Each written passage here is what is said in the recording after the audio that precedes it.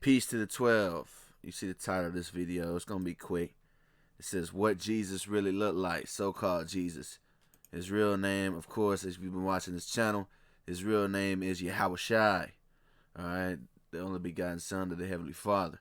Now, let's get Revelations 1 and 14. I've done this before, but I'm just retouching on it because I want to.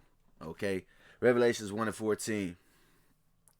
His head and his hairs were white, like wool, as white as snow, and his eyes were as a flame of fire. So it tells you that his head and his hairs, meaning his beard, that's what it means when it says his hairs, were white like wool. Okay? As white as snow. And his eyes were as a flame of fire. Now some would say, oh, it's saying his hair was the color of wool. You know? But then, if that was the case, why would the next thing say as white as snow? But even if you wanted to go that route, I'm going to keep going, right? Because, when it says light wool, right, it says his hairs were white like wool. Well, this is 1755 dictionary of the word like. Like means resembling, meaning what? Resembling wool. Okay, his hair was resembling wool. It had a resemblance to it. But let's go even further, because his appearance is mentioned again in Daniel, the 7th chapter, in the 9th verse. As I continued to watch, thrones were set in place, and the Ancient of Days took his seat. His clothing was white as snow. So it's, look, once again, he's letting you know his clothing was white as snow, but then look. And the hair of his head was like pure wool. So the hair of his head resembled the pure wool. His throne was flaming with fire, and its wheels were all ablaze. Okay? So his hair resembled the pure wool. Okay, woolly hair. All right, and his name is Yahawashi. Now, funnily enough, right? Shout out to the brother Shapah of the 12. He did a little quick post about wool, and these are the definitions of wool according to the etymological pronunciations of dictionaries. All right, 1874, 1894, and 1898. All right, this is the concept of wool, right? Well, it says wool, the soft curled hair of sheep and other animals. Closely curled hair of Negroes. Okay? So, once again, the hair of Negroes. Let's get the 1919 version. The soft, fine, curly hair which covers sheep, goats, etc. Thick, crispy, curly hair as of a Negro. All right? Woolly hair, like pure wool. The pure wool. But, you know, for all you people, I already know, you know, I get the trolls every day. Actually, shut the hell up. I'm actually going to show you some pictures according to what historians say as well, but you're going to have to wait on that. Now, you know what's funny?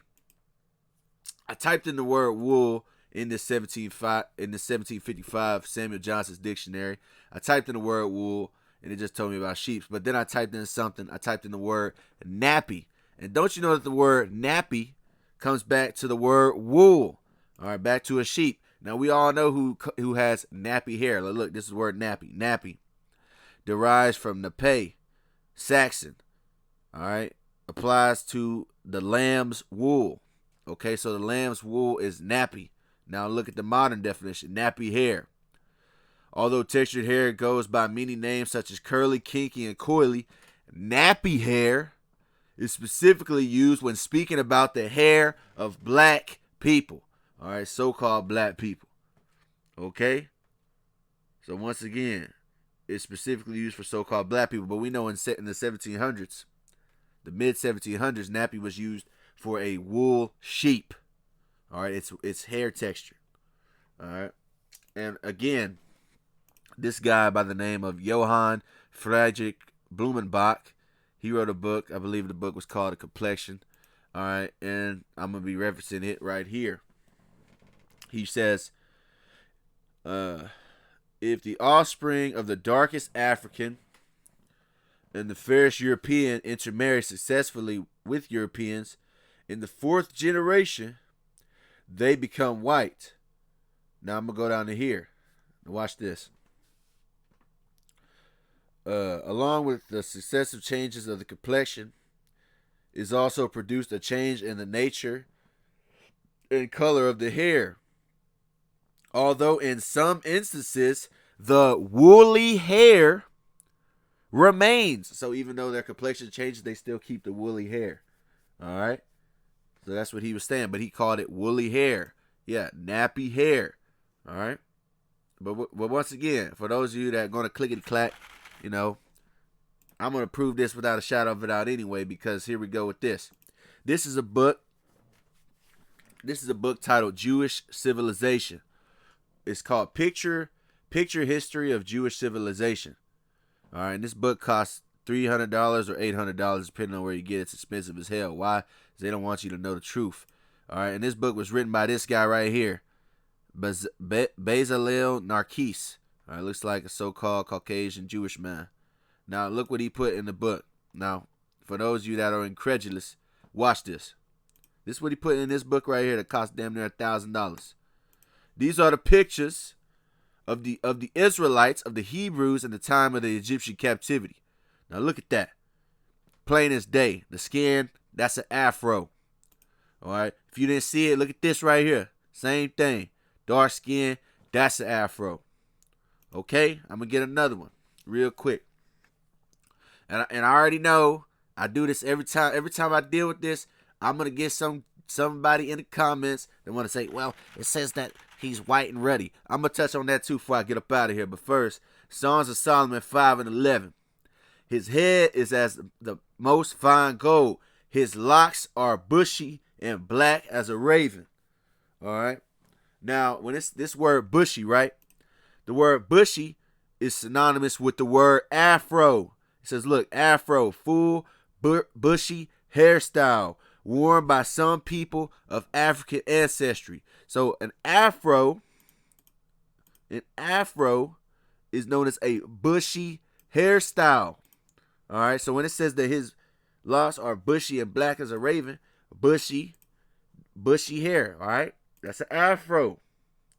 We're gonna read on just to put it on. All right, like a bush. All right, like a shrub. All right, look at this. Hair like a bush, like a shrub. Hair like a bush, like a shrub. All right, it's pretty damn obvious, man. But let's touch on this real quick. I get these guys. Well, look at this. Songs of Solomon 5:10. Let's deal with it. My beloved is white and ruddy, the chiefest among 10,000. All right. Now they always quote that. My beloved is white and ruddy, the chiefest of 10,000. Well, do these people look white to you? So-called white. But we're going to find out what white he's talking about. Let's get the context. Let's get the different versions of the same verse. It says, my beloved is radiant and ruddy. My lover is dark and dazzling. My beloved is radiant and ruddy. My beloved is dazzling and ruddy. All right, so no doubt about it, man. And let's touch on ruddy real quick. Because people like to say, oh, ruddy means this and that. Well, look. This a ruddy dog. These are ruddy dogs, according to Google. These are ruddy cows. They're all brown. All right, with a red tinge to it. All right, and this is a ruddy horse. All right, it don't get no simpler than that, man. And I could make this video longer, but my point is made, man. I'm going to touch on this at another time, I'm sure. But with that, I say peace to the 12. I want to give all praises, honor, and glory to the Heavenly Father, the Most High, Yahawah, in the name of His only begotten Son, yahawashi. All right, Yahawah is the name of the Heavenly Father, who is commonly known as God. And yahawashi is the Savior of the nation of Israel, who is commonly known as Jesus Christ. I want to say shalom, which means peace, to you people listening and learning, to you people doing this work in truth and sincerity, and to you elders that's been doing this thing before me. I'm gone. Peace.